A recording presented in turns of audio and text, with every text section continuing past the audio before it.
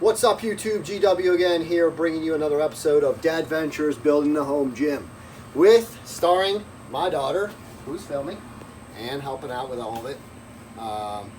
But before we get into the whole building a second squat rack and all that stuff, don't forget to hit that subscribe button, smash that bell, leave us a comment, and let us know how we're doing. We've got about 581 subscribers.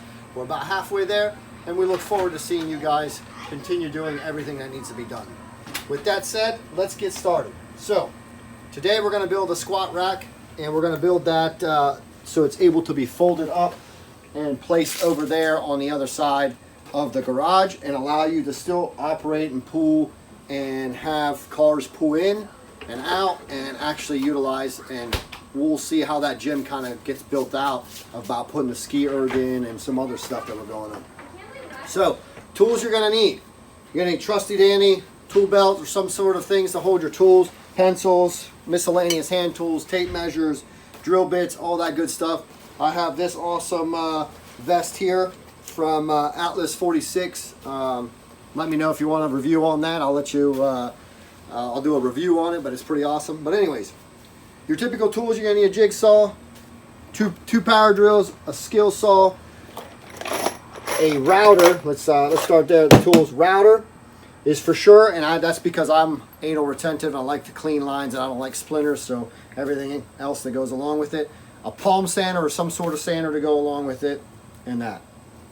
Hardware, you're going to need a 4-foot pipe. This will be for your pull-up bars. If you can find it at Home Depot, it's 20 bucks. It's threaded, okay? Threaded. Reason being, and I'll show you when we build this thing out, it's a 1-inch bar, but it actually goes on this here, and it threads in, and it stabilizes. That way, when you're actually trying to do pull-ups, it's not rotating on you, and it becomes more difficult.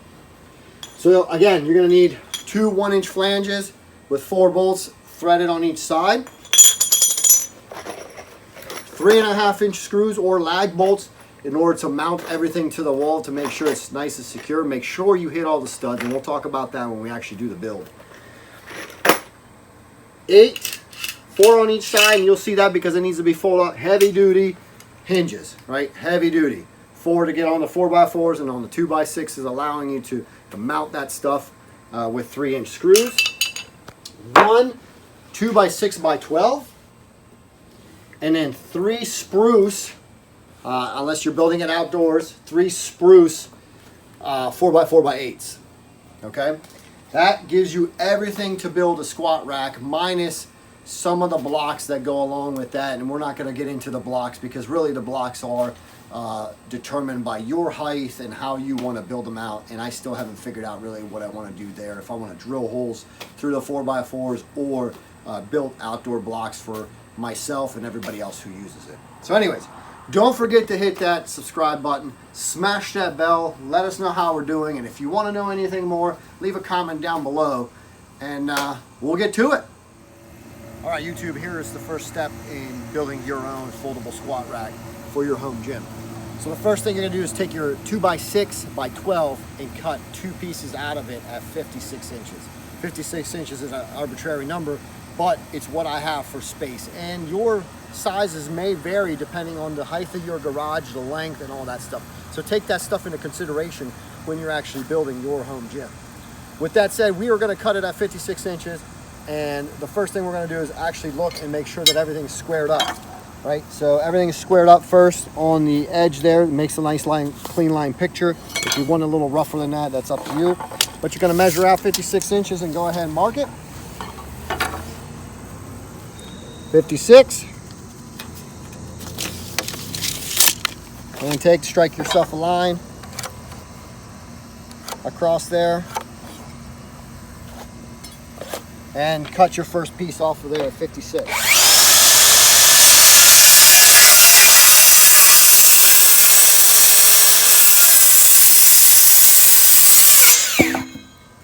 That allows you to have the remaining piece, right? Just double check yourself. If you're coming out of a little out of square, just square it back up. Not a big deal.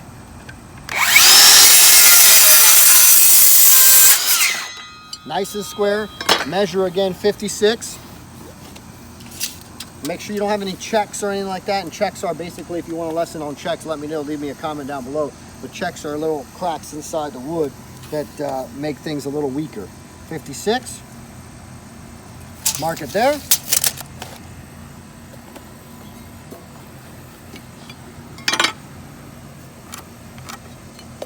Strike that line, and I'm going to spin my board around and cut.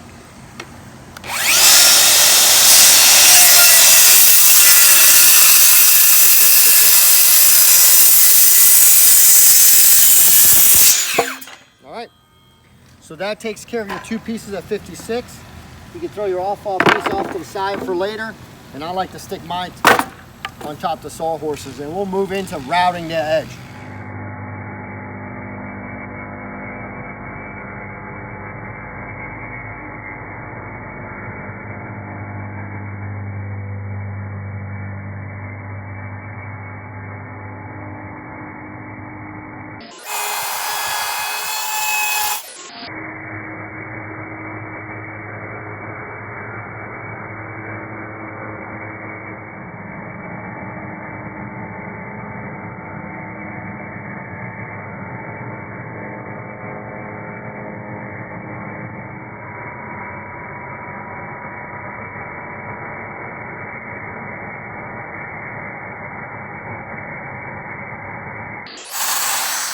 All right, so here we are at the squat rack platform that we built earlier.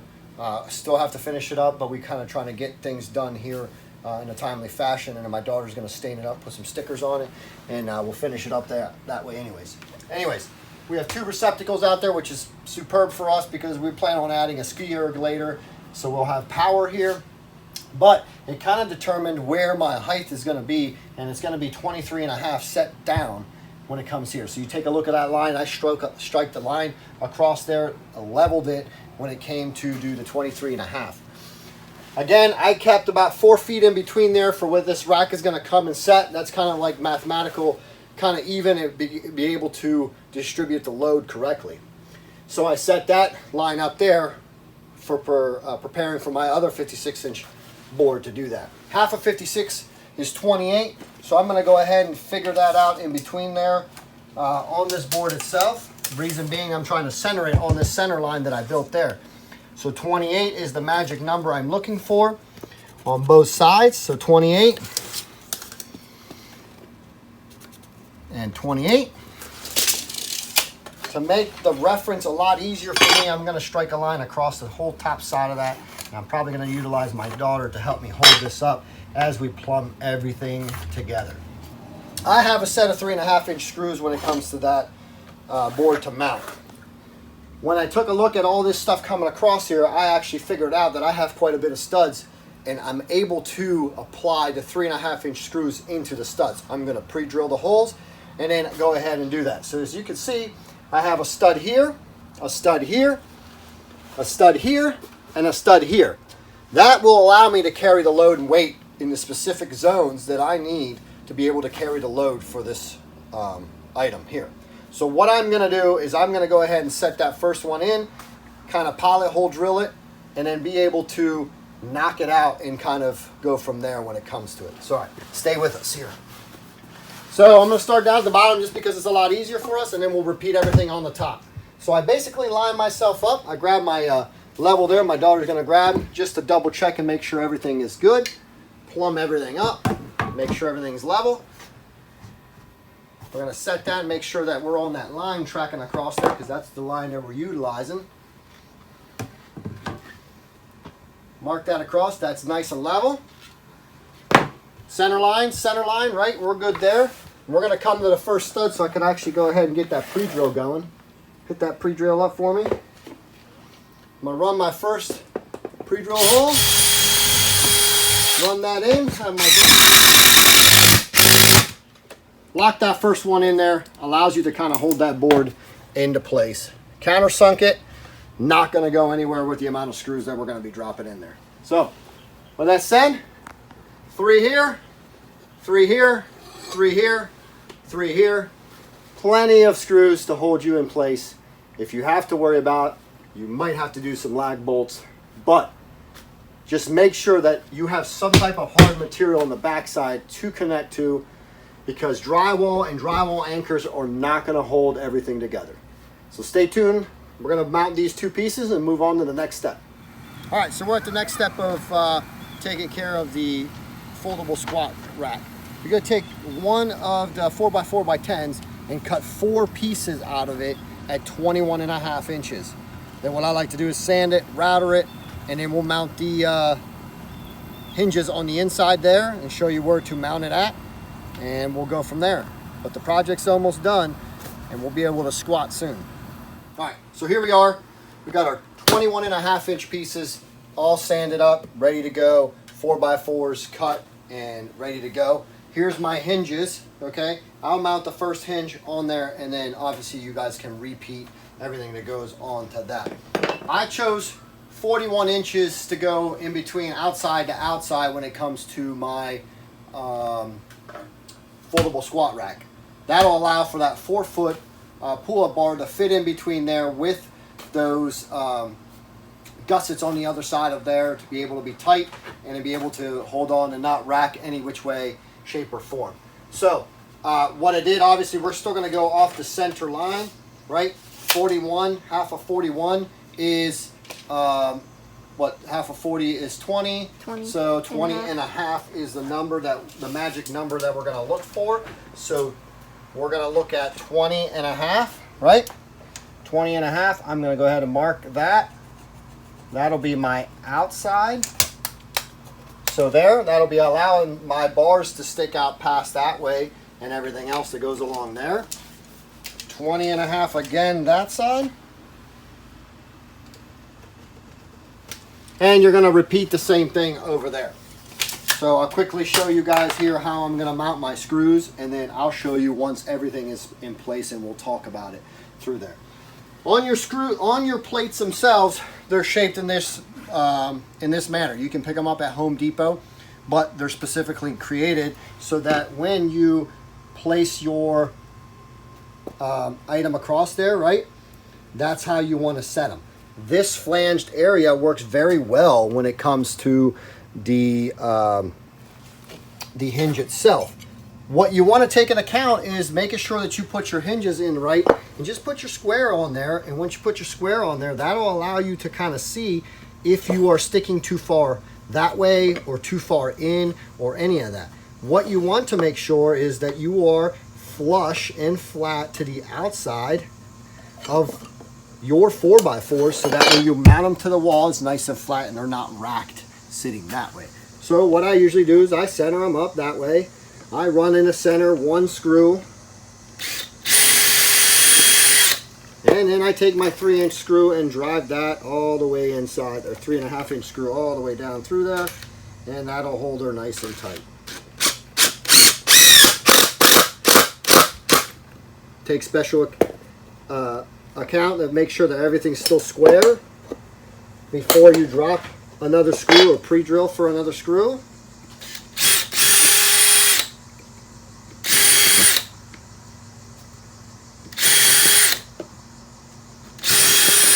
As we pre-drill everything, and then go ahead and just continue dropping these 3.5-inch screws all the way through there.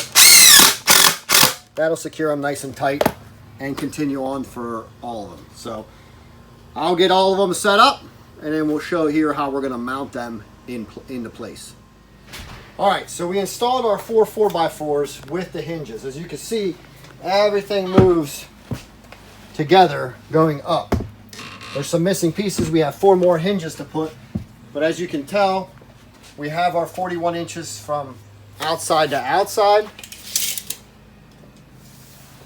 Okay, 41 inches. That'll allow the 4x4s to sit across there and allow your bar to sit on the outside and have the pull-up bar that's 4 foot in between there. If you think about when you have to do things, you have 3.5, 3.5, and then everything else that goes along with the flange and all that to grab. So we make sure that we're able to slide that in there. And you can still adjust if need be with anything. It sits on top of here, but we'll go ahead and move on to moving the next 4 sets of hinges to make sure that everything works. With this, as you can see, this is going to rotate up. if you can pretend that this here is my 4x4, right? It's going to go running up there as we continue our build.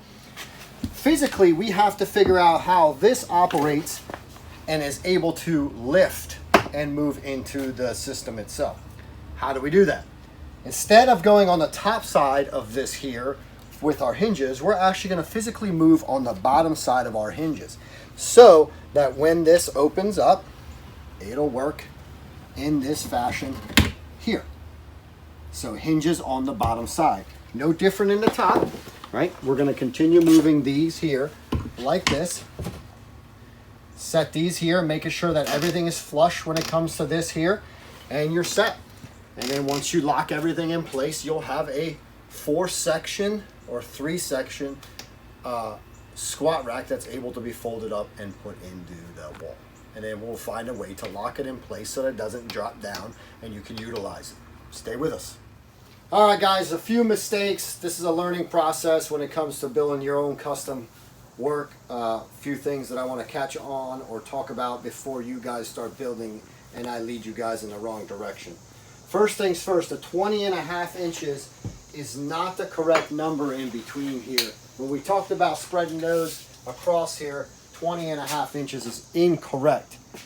What's actually correct, but I set my X on the inside. You want to set your X or your 4x4, move it over to the outside.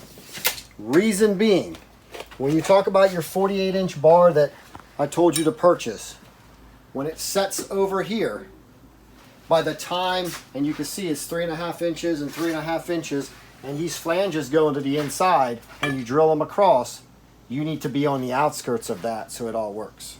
Okay? So it is 20.5, but make sure you set your 4x4s to the outside, not the inside of your squat rack. That'll do two things. Allow you to put your bar in the proper way for 48, but also give you more space in between when you're picking up your bar and hooking in. Okay? The next thing I want to talk to you guys about is cutting your heights for your 4x4s. My father-in-law and I actually had some discussions on how to do this. If you have a 9-foot ceiling, you could kind of raise it up and kind of judge that way of what it is. When you cut your 4x4s to end here, which we'll do here in a moment, you actually have to take in account as they are flush to the top side of this 4x4 here. What that'll allow you to do then is fold that up and not scrape if you decide to put drywall on the top side of your ceiling. It does create some problems. If you're short like myself or if you're tall, you're going to have issues using the pull-up bar, but we have a solution for that. We're going to actually cut some blocks on the bottom half of this and actually be able to raise that up to a certain level this way, and you'll be able to use the pull-up bar, because down below you'll still put the stress on 4x4s directly to the ground, directly onto some plates or something of that nature, and still allow you to get your full momentum up when you do your pull-ups. Anyways, we're going to go ahead and cut our 4x4s here. I'm going to put a level across that side there, but plus or minus, we're going to be roughly cutting them about 70 inches, somewhere around there, 60, 69 and 3/4, but I'm going to put a level across there and make sure that we can kind of get the right measurement, and then we will be set. And then both of them will be mirroring each other when it comes to it. So I'll set my level here, make sure this thing is level, plumb, and square. And as we raise this up to make a level, we are looking at 70 inches exactly. 70 inches will take us good on that side. And again, I'll check it out. This one is actually dead nuts. Right there, 70 inches. So the floor is pretty level and it actually works out pretty well. So we're going to cut two 4x4s at 70 inches, plop them there, screw them into place, and then we'll be able to raise it and lower it how we deem necessary. We're almost at the last two steps of the foldable squat rack. We got our 4x4s cut 70 inches. We got our holes drilled for our pull-up bars.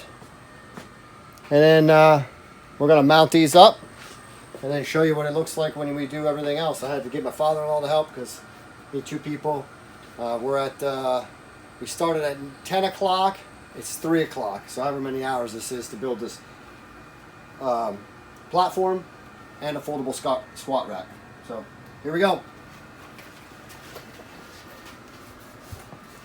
All right, so we go there, Carm? Yep. All set. First one going in. Got it all centered up. Do we want to do the bottom one, or we want to do, yeah, let's hit the bottom one. Yeah, do the bottom so then you can see if it works. You gonna put the level on that? Oh, yeah. Grab that level, Eliza, please.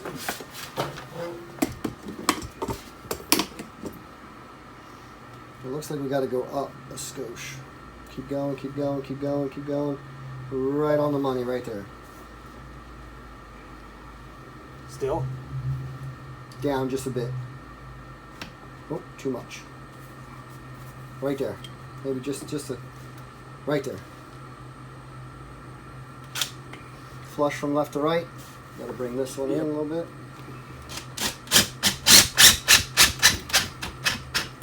All right. Are we good there? How's it look? Yeah, sticking out just a skosh here. Just bring it over just a little bit. So, run that other screw in.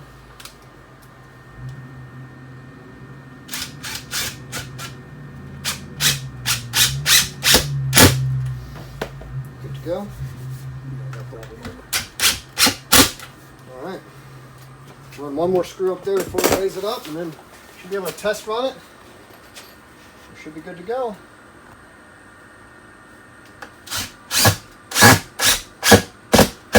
All right. Let's run her. Bada bing, bada boom. That's like perfect. There it is. All set.